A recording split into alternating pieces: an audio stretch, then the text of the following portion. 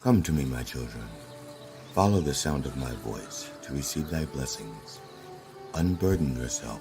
Ow! Ow! Ow! Ow! And welcome to the Church of Last Resort with the Dr. Reverend Jelly Roll. The Church of Last Resort, where your prayers are heard, your sins forgiven, and no matter what you believe, you won't believe this shit. And now, the Reverend, the Dr. Reverend Jelly Roll. Good morning, brothers and sisters. And this includes our new members who may be enjoying us for the first time, wherever you may be and wherever you want to be, because you may not be where you want to be, but there you are. Yes, indeed. In my office, it's August 17th and 70 degrees, nice bright light, slight hum of air conditioning, and no humidity. Well, 3% humidity. And it's 3% because on the other side of this wall, it's 78 degrees with 91% humidity and about 2.7% inflation. That's right. It's the perfect day for me to find out if the National Guard uniforms are made with breathable material. Those motherfuckers are about to sweat some. They're about to put some stank on that uniform. Yes, indeed. They're about to stank it up. Brothers and sisters, welcome to the Church of Last Resort. I am the Dr. Reverend Jelly Roll, PhD, DDS, ADHD, OBS, MTM, LIX. Now, people have also called me the racy reverend, the pervert pastor of all vulgar rigor advice, the sexy shepherd, the missionary man, the minister of mischief, the wicked witness, the dirty deacon of doggy style, the frisky friar, the ass man abbot, the booty banging brother, the handsy high priest, Father Fistmas, the wicked I like to watch witness, the holy hoe, the divine dominating dominee, the depraved preacher, the minister of making love, the clergy of cunning conversation while eating that pussy. And what's that white woman doing in the back seat of your SUV? That's an inside joke for two people who may be watching today for the first time. They found out last night. If they're watching, bless you. Thank you for watching. And if you're not watching, what the fuck was I wasting all that time talking to you last night for? Lord have mercy. And also, get called the nasty N-word.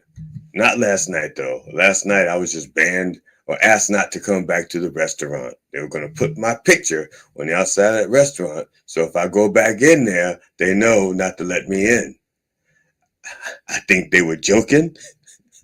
But I'll find out next time I go.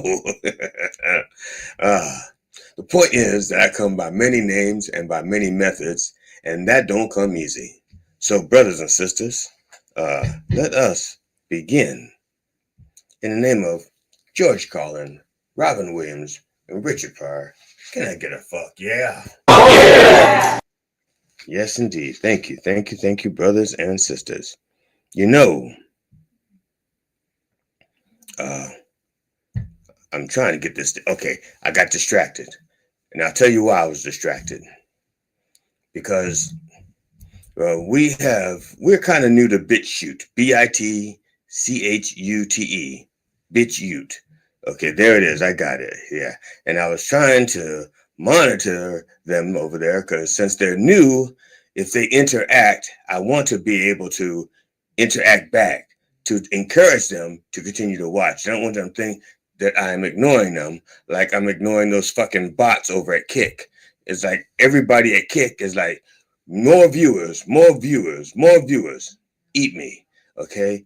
Now, BitChute is so new that they don't have any bots yet.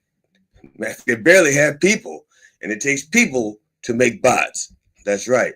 For those of you who are thinking that, bots beget themselves. No.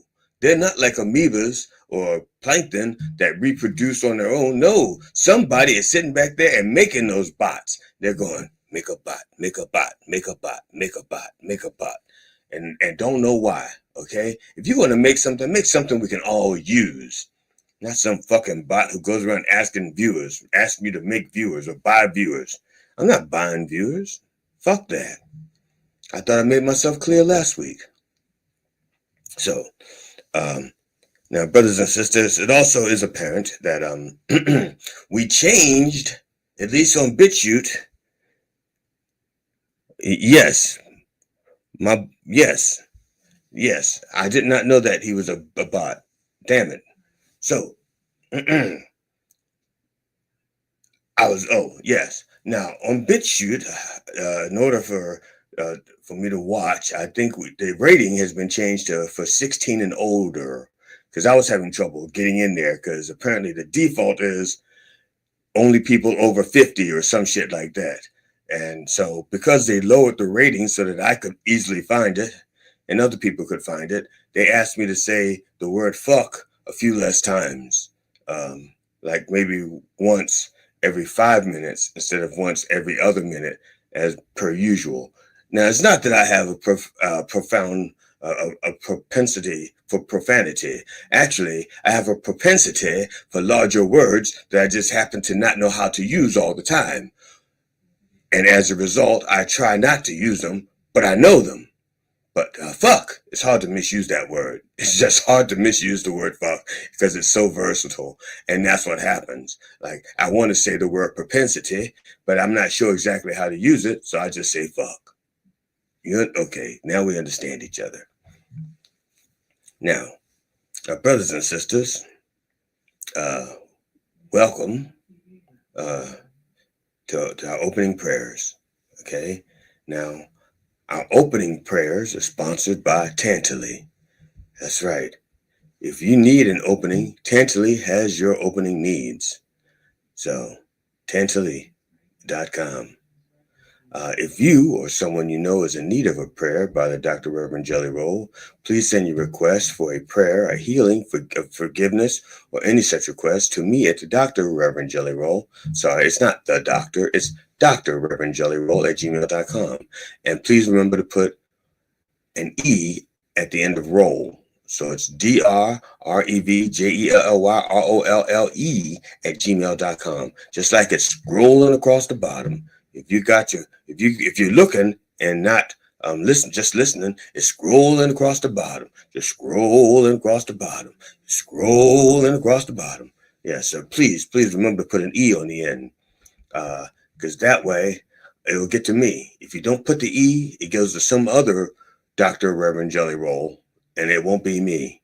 Okay, it may be that guy who sings the blues with all the tattoos, or it could be another blues singer. It's like every other Jelly Roll is a blues singer. As far as I know, I'm the only Jelly Roll that's not a blues singer. And that's because I'm just happy. I ain't got the blues. I have discomfort, but it does not rise to the level of blues. I have some uncertainty, but it does not rise to the level of the blues. I have some itching and swelling, but it does not rise to the level of the blues.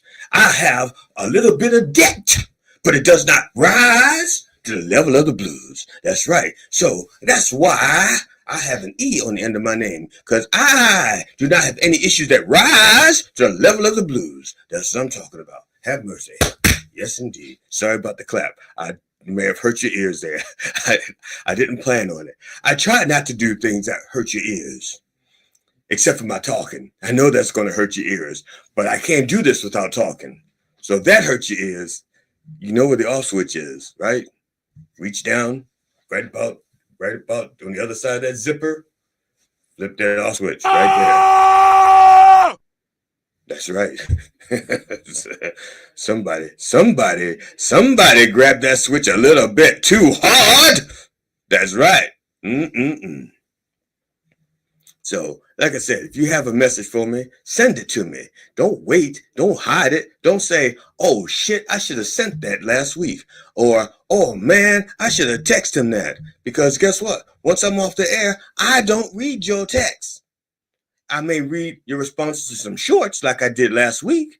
There was a short out there about my rant. Thank you, brother Napo, for creating that short, or for allowing Opus to create that short, paying Opus to create that short. Number of people responded, and I in turn commented. One of the comments is about my use of the word fuck. Well, I'm going to tell you, I put it in the thing. I did respond, and I'm going to tell you, I'm going to tell you right now, I do not believe in any bad words. I do not believe there's such a thing as a bad word. No, no, no. Just like you can't be a bad puppy or a bad kitten or a bad raccoon or a bad snake. Those things have their nature, and they're just doing what they're supposed to do. That's all words do. Words just do what we tell them to do. Words are not bad. No such thing as a bad word. Only bad intentions. And I'm going to give you an example. Before I go on with the prayers. I'm going to give you an example since you asked. When I was a kid, I mean a small kid, a wee kid, I was not the saintly person that I am now. I used to get in trouble. That's right. I used to get in trouble. And when I got in trouble, you know what my mother called me? She didn't call me little son of a bitch, because that would be disparaging on her, because she'd be the bitch. She wasn't going to talk about herself like that. She didn't call me a little gaping asshole, because that would have made me a junior. And I wasn't named after my father. My kid is named after me, but I wasn't named after my father. So why would she call me a gaping asshole? When I was bad, you know what she called me? She'd say, Jelly. And this is the painful part, okay? She's coming, Jelly Roll. And I have a middle name, okay? And I don't. All right. I don't like to say my middle name, but you're just going to have to imagine that there's a word that goes between jelly and roll and fits there perfectly, and you may even see it on the occasional Dunkin' Donuts menu, okay? I don't like it. I did not ask for that name, but my mother used to call me that, and that was really bad. When I heard that, I knew her intentions were not good. She was going to beat my ass. And sometimes it wasn't for something I did. Sometimes it was for something one of the other kids did. That's right. Or something that my father did. But he didn't want my mother to know he did it, so he let her think that the kids did it. And he'd be all shocked and awed that, oh shit, somebody broke a lamp? Oh, I bet you it was one of the kids. Throwing us under a bus that we didn't even have. See, that's why words are not bad on their own. It's the intentions. You can say the kids broke the lamp and not be a bad thing, but if the kids didn't break the lamp, now that's blasphemy, and those words can hurt. So when I throw in the occasional fuck, you shouldn't have a fucking problem with that, because I don't intend to hurt you. That's right. When I go to a family reunion, and I walk in there, and believe me, I walk in, I'm proud, because I'm the Dr. Reverend Jelly Roll. That's right. I have PhD and a DDS and an ADHD and an OBS. So you damn right, I'm strutting. I'm proud. And I walk in, and then my cousin sees me, goes, my nigga. What's the point of me having all those letters after my name if he's just going to reduce it down to my nigga? But you know something? He's not being disrespectful. He's saying that out of love. And when someone goes, my nigga, I'm like, I'm your nigga. That's it. And then my other cousin look up and says, look at that nigga right over there. And I'm like, hey, I'm here. Where's the food, baby? Where's the food, motherfucker? Right there. See? And we're all happy. And there is no anger. There is no rage. There's no prejudice. There's no hatefulness. Those are the same words that I get called out in the street. And people don't mean good things when they say it. That's right.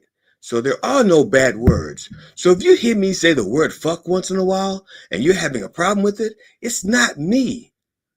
It's you. And you need to look in the mirror and find out why a word can get up under your skin like a mosquito or an ice. I was going to say like an ICE officer, but they don't get up under your skin. They get all up in your business. Slightly different. And we're going to talk about that a little bit later. But please bow your head unless you are driving your car or your significant other. And if that is the case, just close your eyes and let Jesus do the driving while we pray. That's right. Dear Lord. And we got a lot of deaths this week too. A lot of deaths. A lot of deaths. A lot of deaths. Celebrity. Dear Lord, please bless Brother Ray Brooks. Ray Brooks, who was best known for lending his voice to the children's animated series Mr. Ben, that's spelled B-E-N-N, died on Saturday, August 9th after a short illness and had spent his final years living with dementia, although he doesn't remember most of those years. He thinks he only had dementia for a couple of days. He was 86. He was born Raymond Michael Brooks in Brighton, Sussex on the 20th of April of 1939. And I wasn't going to read that. I just forgot to edit it out. Okay, well, finish the sentence, fucker. He began his acting career in the early 1960s with appearances in the British television dramas and soaps. Okay, now, soaps, or as it's known in Britain, washing up liquids, that's what they call soaps. So while we say soap operas, they are saying washing up liquid operas. Don't look at me like that. They're words, and I didn't make them up. That's how they say things in Britain, okay? Like we say eraser, they say rubber. We say elevator, they say lift, okay? We say Epstein, they say Prince Andrew. They just have different words for some of the same things, okay? He first came to prominence playing Terry Mills in the BBC dramedy Taxi. That's right. They had a dramedy called Taxi, 1963 to 1964. Okay, alongside Sid James, who died in 1976 from gambling and alcoholism, or gambling that alcoholism couldn't kill him. Brooks later joined the cast of ITV's long-running soap, Coronation Street. Again, I'm saying soap, but again, what do we call that? Washing up liquid. Thank you, boys and girls. Somebody's been listening. You get a gold star. That's right. As Norman Phillips. He played Norman Phillips. That was in 1964. In 1965, Brooks starred as the suave womanizer in Tolan. The suave womanizer. In 1965, Brooks starred as the suave womanizer Tolan in Richard Lester's swinging London hit, The Knack and How to Get It. Now, all right. Now, I don't know. I should have looked up what the knack is and how you get it, because I don't know what a knack is. Okay, but it's called The Knack and How to Get It. So, I did not know that Jelly was a redneck country dude. All right, now, it's called The Knack and How to Get It. Now that show won the Palme d'Or at the Cannes Film Festival. A year later, he appeared in the groundbreaking BBC TV drama Cathy Come Home, which highlighted Britain's housing crisis and remains a landmark in social realist television. That's right. So back then, Britain was doing shows about homelessness. You know what they could do to cure homelessness? They could move a bunch of people in that fucking palace. That's a pretty fucking big palace for like one family. You know how many people could live in that palace? I'm willing to bet all of them. Okay. Brooks achieved lasting fame in 1971 when he became the narrator and voice of Mr. Ben, based on David McKee's children's books. Now, although only 13 episodes were produced, okay, basically one season, his warm narration and the show's gentle adventures, which introduced, and each episode was introduced by the catchphrase, "as if by magic." That ensured that the series was re-aired twice a year for more than 2 decades. So even though they only shot enough material for one season, they were watching it for 20 years. Like it was 40 seasons, twice a year for 20 years. And they only shot, that's a lot of return on your investment. You shoot one season and then you get the revenues for the next, for 40. Oh, that's good money. That's good money if you can get it. Okay. And that's 2 decades, metric decades, not like the decades we use over here, metric decades. In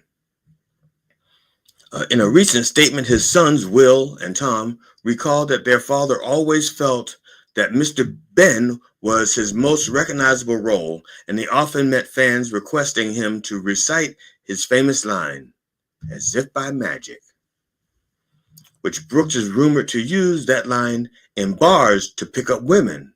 Also, I said rumored. I may have started that rumor this morning around 2 o'clock when I wrote this. And if his date was successful, at the end of the date, he'd yell, "Ta-da!" as if by magic. Rest in peace, Ray. You had a long career, and as if by magic, it was over. Can I get a little hocus pocus? And if not, maybe a little hanky panky. Dear Lord, please bless Sister Biddy Baxter. Joan Biddy Baxter, British television producer and editor, best known for her work on Blue Peter, not to be confused with Saltpeter or Blue Chew. Sister Biddy has died. She was 92. Biddy Baxter transformed Blue Peter on BBC television from a middling magazine program for children into a national institution and made household names of stars such as Valerie Singleton, who's still alive, John Noakes, who's dead, Peter Purves. Now, if you have a children's show, you can't have somebody's name Peter Purves. It's spelled Purves. I'm going to say Purvis. Purvis?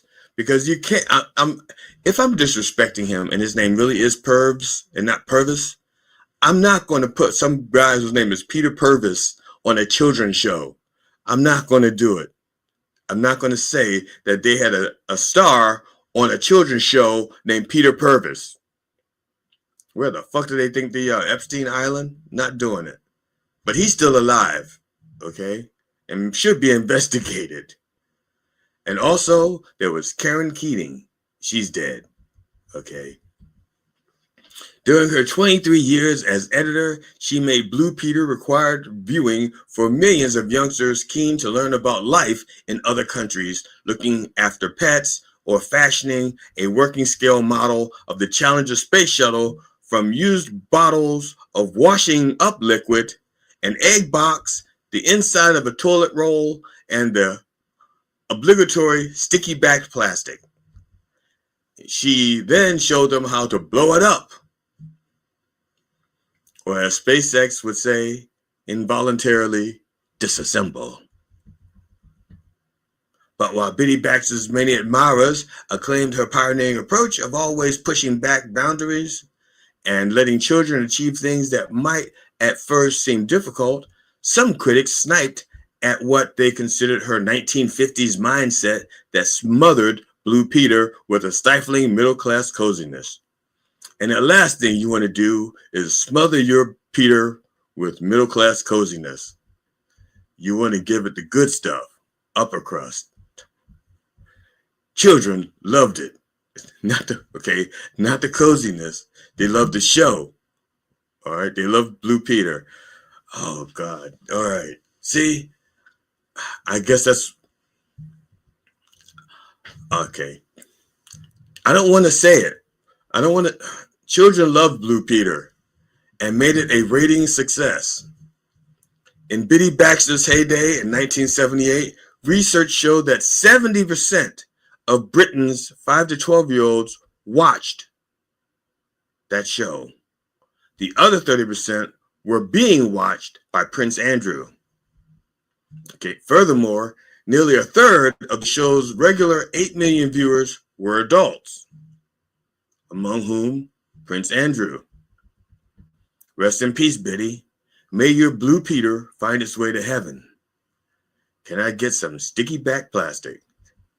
And we can assume we know how the back of the plastic got sticky. Dear Lord, please bless Brother Bobby Whitlock. Bobby Whitlock, American rock singer, songwriter, and keyboardist of Derek and the Dominoes, died on August 10th after a brief illness. He was 77. Now, those of you without medical degrees who may wonder the difference between a short illness, which killed Raymond Brooks, and the brief illness that killed Bobby Whitlock. Here's the difference. A short illness refers to the duration of the illness, and a brief illness refers to the location of the illness. While you ponder that, I will move on. Bobby Whitlock's brief illness was identified as a type of cancer. After I wrote that last joke, I found out that it actually had a name, brief cancer. But I was not going to let that last joke go to waste because I thought it was fucking funny. And I worked a good 6 minutes on it. And I said, I'm not, what, cancer? Why didn't they say cancer instead of brief illness in the beginning of the article? Why do I have to read like 4 paragraphs down to find out that they knew it was cancer? Just fucking say cancer, okay? Otherwise, I wouldn't have written the joke. I wouldn't have. I know.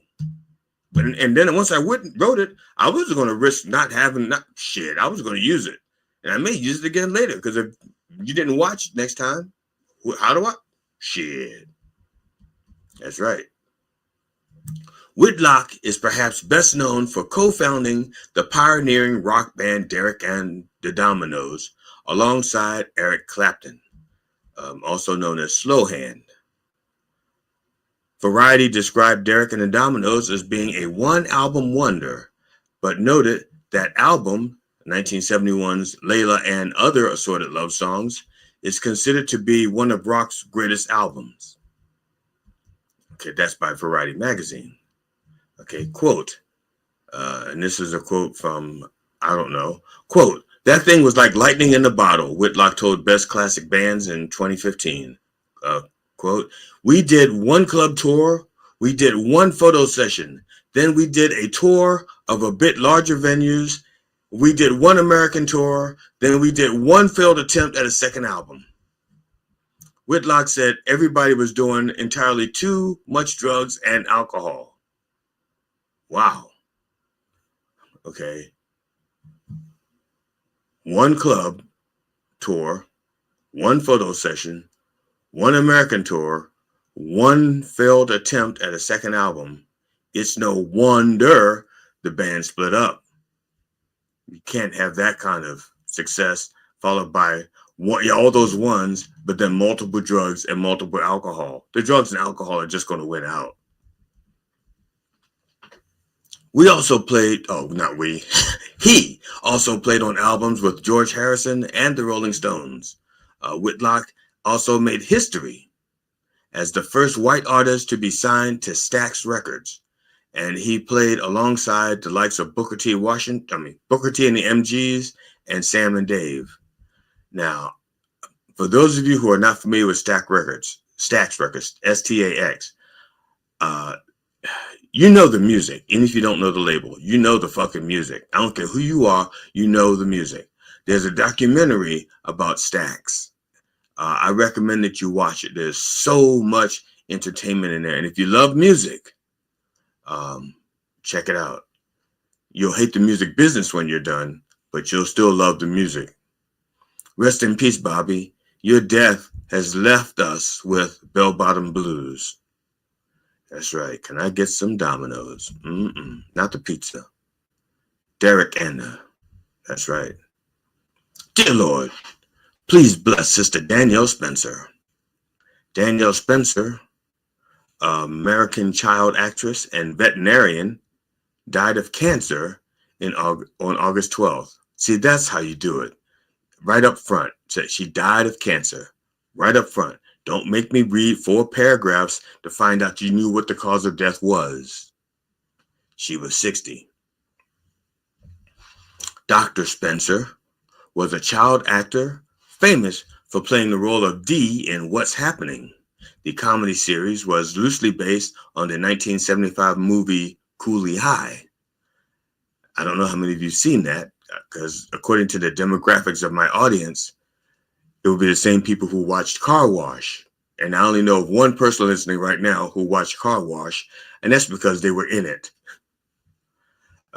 The successful sitcom ran on ABC for 3 seasons from 1976 to 1979 and was given a sequel sitcom titled What's Happening Now, which lasted another 3 years.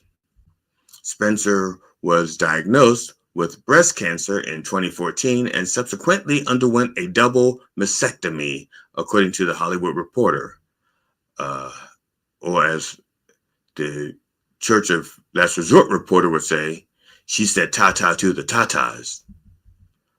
4 years later, the late doctor had an emergency operation to stop bleeding on her brain. Back in 2018, a GoFundMe was created to help Spencer pay her medical bills. The GoFundMe page indicates that Spencer's 1976 car accident led to persistent headaches and an eventual hematoma. Now, for those of you who don't know what a hematoma is, it's a thing where your hemas, I don't know, look it up. You got Google. Hematoma. I forgot to look it up. I think it's like a swelling of the hemas or too much blood in your toma.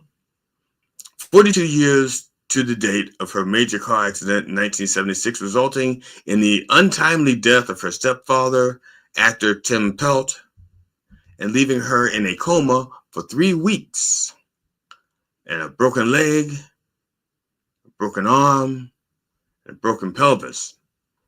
Dr. Danielle Spencer started experiencing massive debilitating headaches.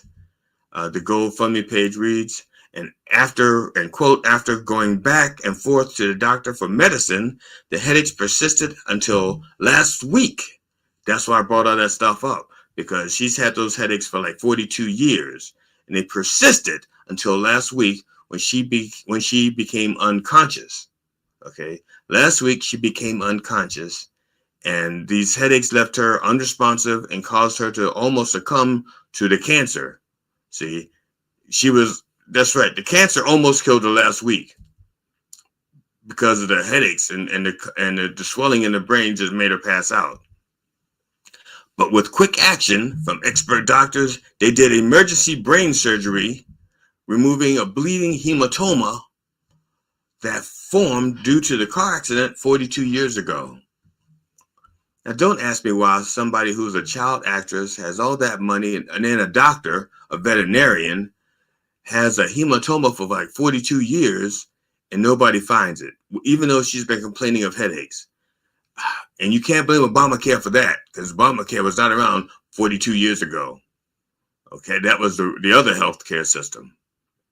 Okay, but that surgery extended her life for another whole week, giving her just enough time to make her copay.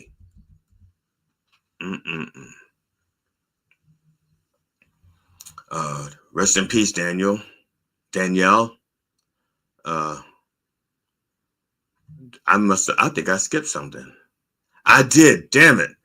I skipped something, and I don't know how I skipped it. I know it's something I know I did not write. See, her famous catchline was, "I'm going to tell Mama." Okay, that's what she was famous for saying. "I'm going to tell Mama," that little character. Every time something happened in the house, says, "I'm going to tell Mama." And I'm telling you that because, fuck it. Because what I wrote here only makes sense if you know that she said that I'm going to tell Mama every episode. Fuck. What's happening now is that I'm lost. That's what's happening now. Rest in peace, Danielle. You have threatened to tell Mama for the last time. Can I get some stitches for that snitch? I fucked that up. You don't have a punchline without a setup. I am not a rank amateur. I'm a fucking professional.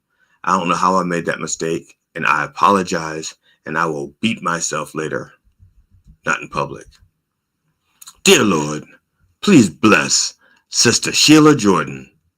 Sheila Jordan, her married name is Dawson, American jazz singer and songwriter, has died. She was 96. Jordan died peacefully, allegedly, on Monday, August 11th, in New York City. Her daughter, Tracy Jordan, confirmed on her Instagram post.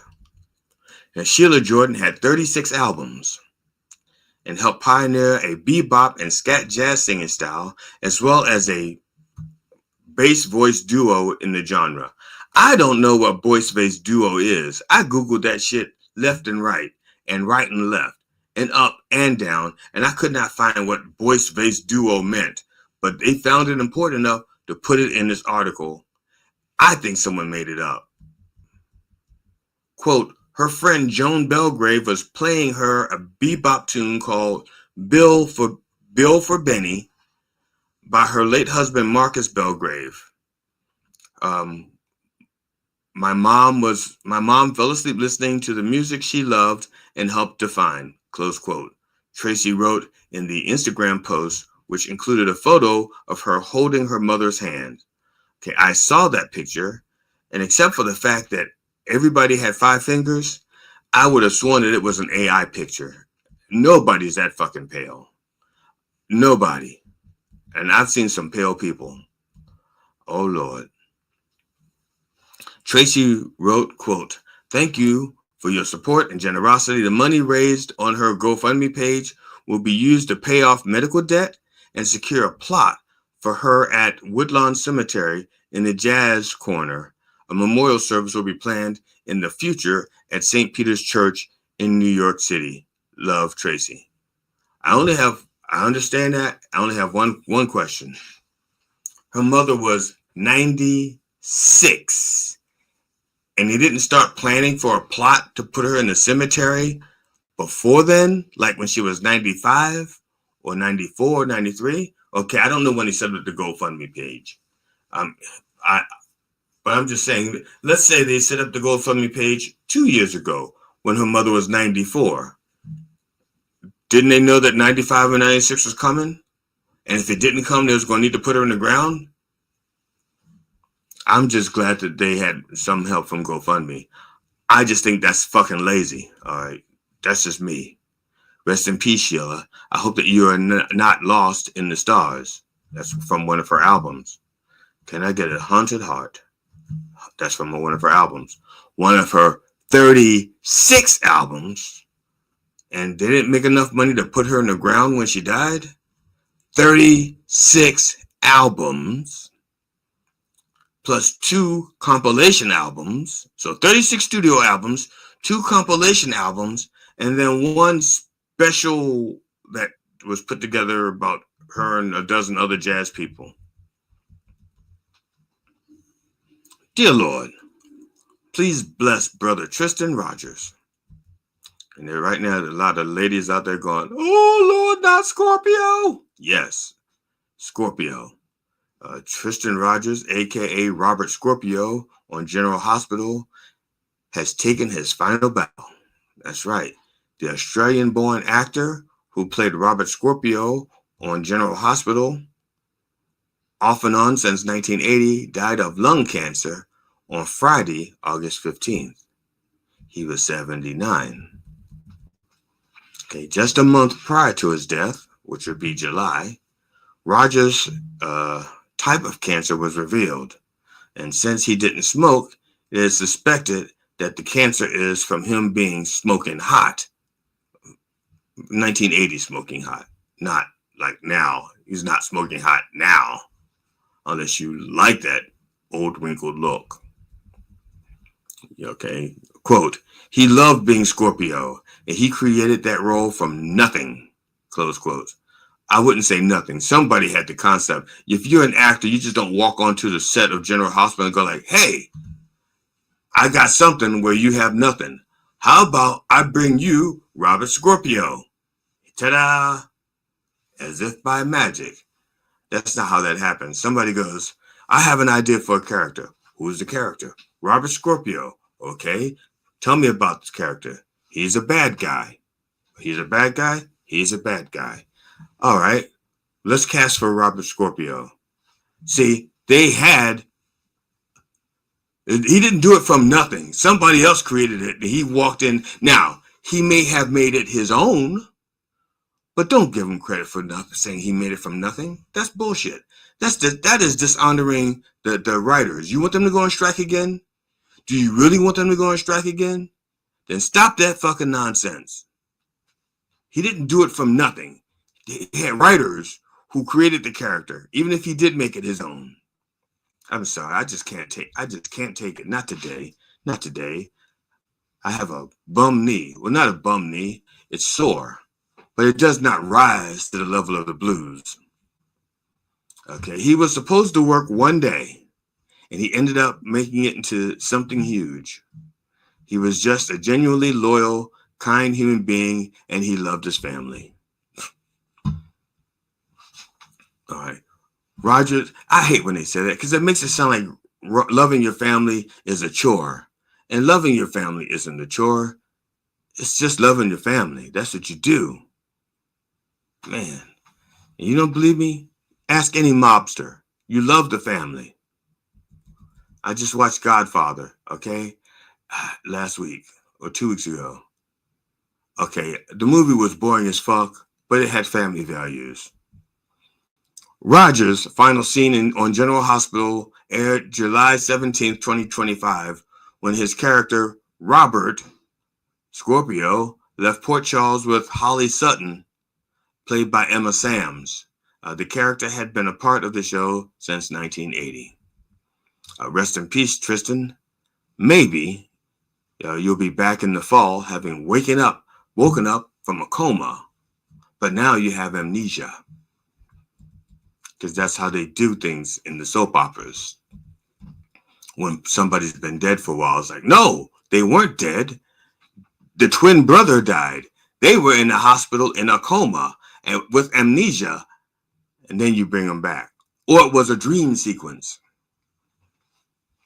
And finally, Lord, please bless the entire behind-the-scenes staff at My Dog TV.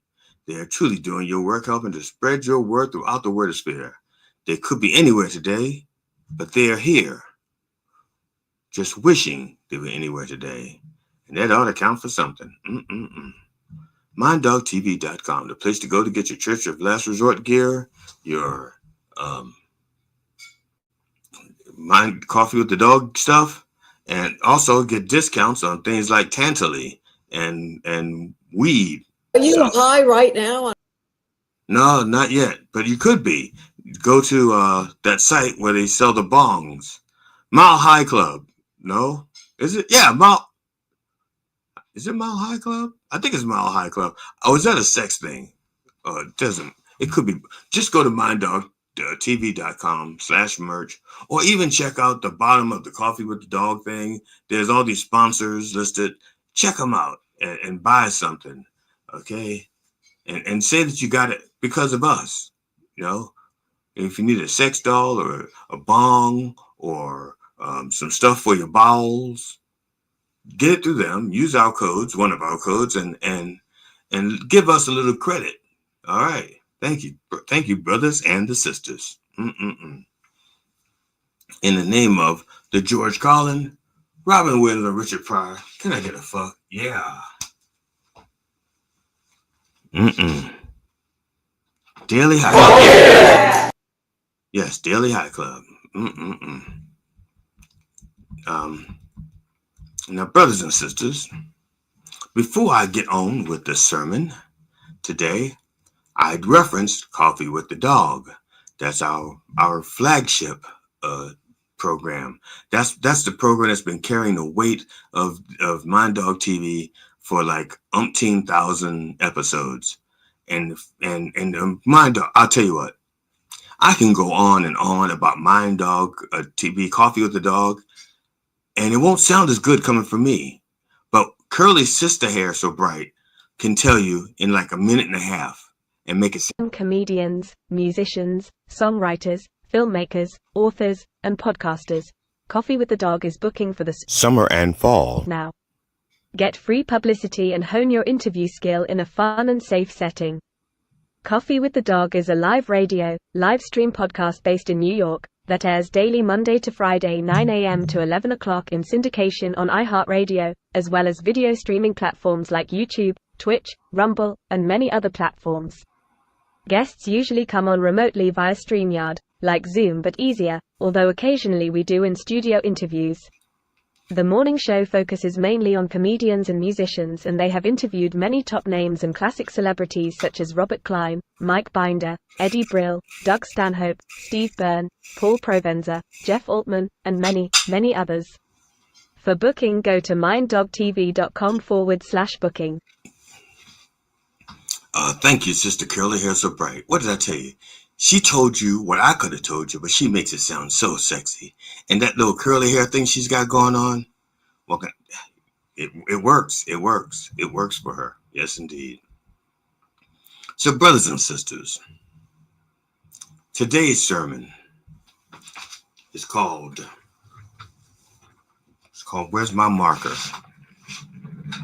Today's sermon is called, And the Trump-ettes Blew. That's right. And the Trump-ettes blew.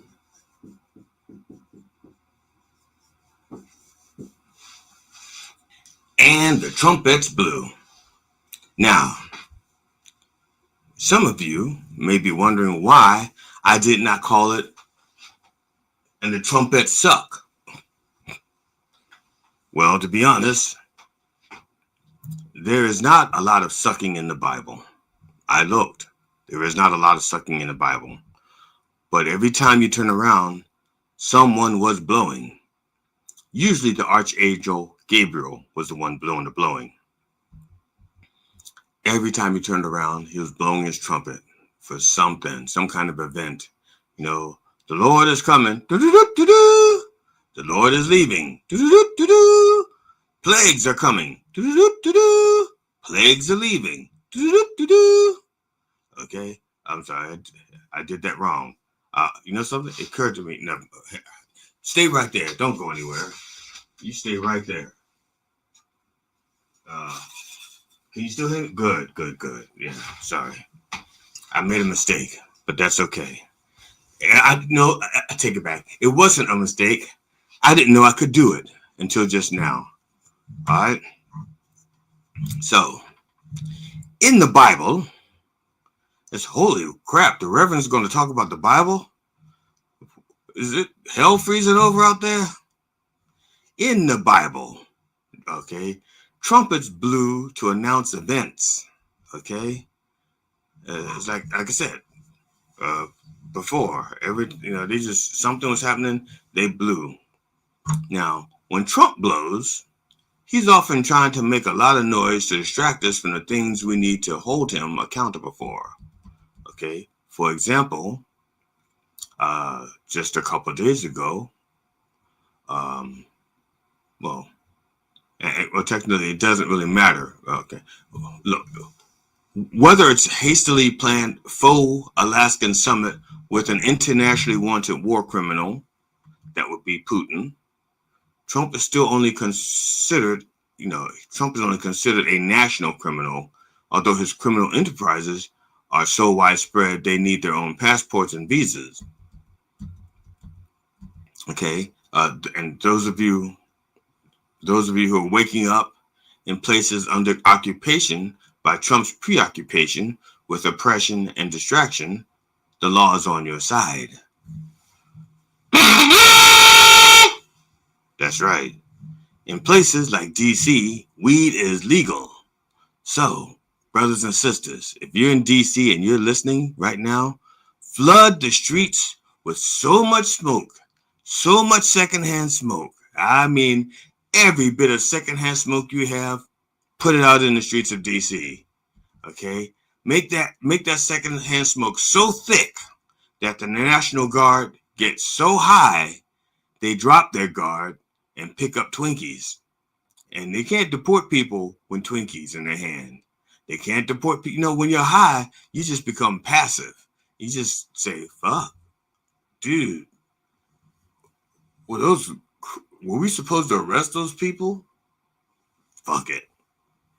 I'm going to finish my Twinkie.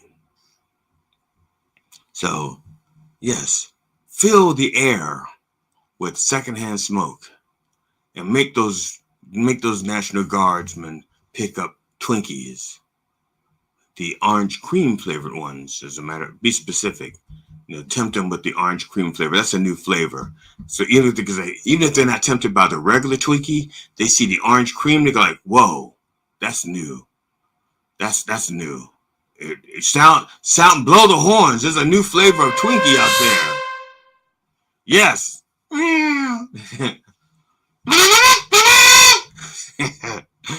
Yeah. Now, speaking of Twinkies, the price of the Twinkies have gone up. I noticed that when I was in the market on Saturday. And not just Twinkies, the price of everything is going up. And rather than address it, he's decided to not post the economic data. That's right. It's like, I know things are bad. He knows they're bad. He knows they're bad. He doesn't give a fuck, but he knows they're bad. But he wants you, for some reason, to not know they're bad. Like your wallet's going to hide the truth from you. Like your wallet's going to lie to you like he's lying.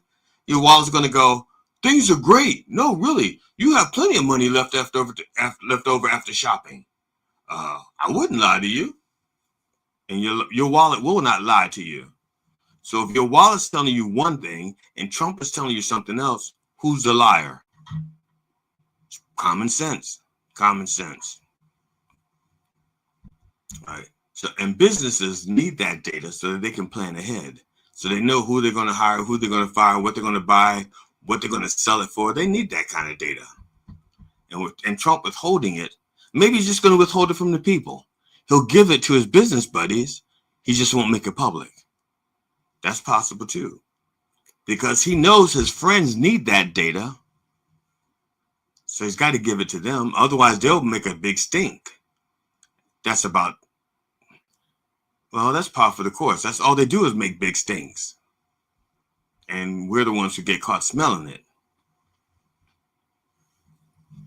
But let me get back to the horn blowing, okay?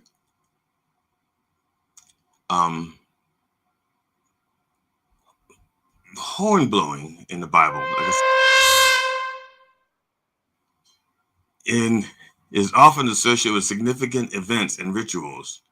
Okay, now the biggest event in ritual that most people are familiar with is the fall of Jericho. Okay, Jericho, as described in the Bible, a book of Joshua, was the first military engagement fought by the Israelites in the course of the conquest of Canaan. According to Joshua, what is it now? Let's ask the good book, because I don't. Good book, where is that? Where is that in you? It's in Joshua chapter 6, verses 1 through 27. The walls of Jericho fell after the Israelites marched around the city walls once a day for 6 days, 7 times on the 7th day, with the priests blowing their horns daily. Whoa, that's right. So on the first day, the priests walked around the walls of Jericho and they blew the horn once. And the second day, they blew the horn twice. On the third day, they blew it 3 times until they got to 7, and they blew it 7 times. Now, for those of you who are just doing the math, that is 8, 16, 24, 28 times they blew that horn. 28 times.